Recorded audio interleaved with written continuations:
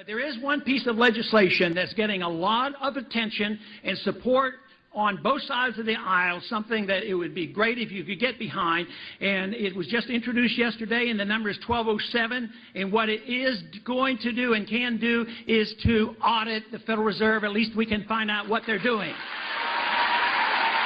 If you add up what the Congress has done plus what the Fed has done, the obligation now is $9.3 trillion.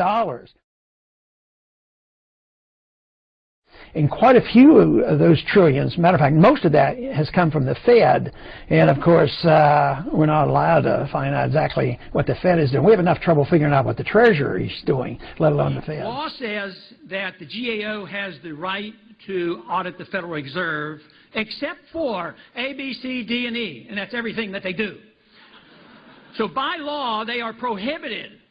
We're prohibited from auditing or getting any answers from the Fed, and yet they have more money and more control over our lives and your dollars and your future. They have control over the foreign policy and the domestic policy, and you don't have any right to know anything about it because I can't even get the information. It has to come about by the passage of legislation like this that demands that they are not independent and totally secret, and that they can rule this country through the power of creating money. It's a monstrous fraud. It is something that has existed throughout history where the king gets control of the money and they inflate the currency and dilute the metals and print the money and whatever.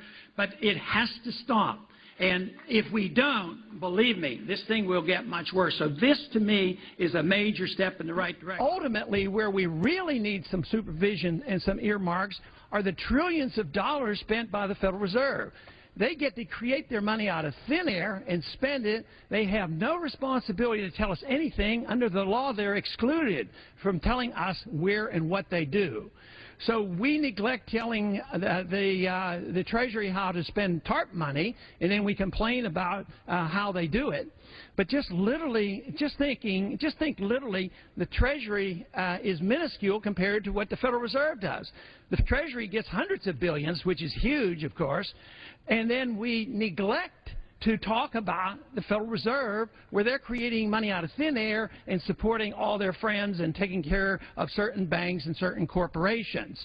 And this, to me, has to be addressed. I've introduced a bill, and it's called HR1207. And this would remove the restriction on us to find out what the Federal Reserve is doing. Today, the Federal Reserve, under the law, is not required to tell us anything.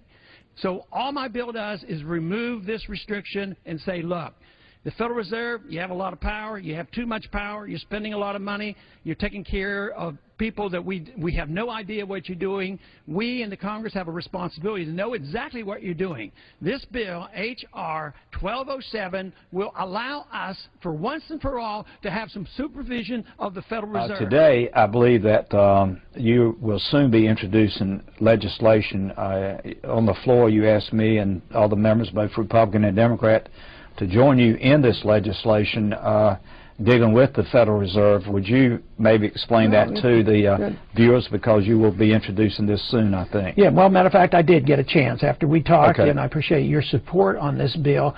But I'm not the kind to be overly aggressive and go out and get the names and sign up and do the legwork that I should do.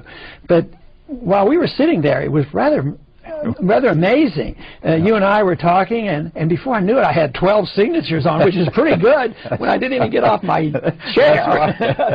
And we had, what, maybe about 5 Democrats came over, which tells me it's a ripe issue. And what it is, it's a Federal Reserve Transparency Act. Right. In the code, it said the GAO has an obligation to audit the Fed, except for A, B, C, D, which is everything.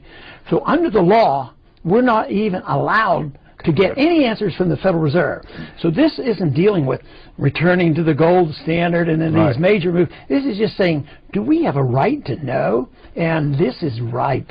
And the fact that we were getting signatures like that, and just common sense would tell almost any member of Congress to say, you know, can you imagine somebody going home and say, oh yeah, there's a bill that says that Congress has a right to know what the Fed's doing. Oh no, I don't think we have a right. So I think I'm getting energized over this, and I think we can get a lot of support. I know you can, because at the time of this country's history today, I think there's more distrust than I've seen in a long time of government, and particularly up here in Washington, because of, as you may mention, the previous administration and this administration seem to be out of touch with the American people.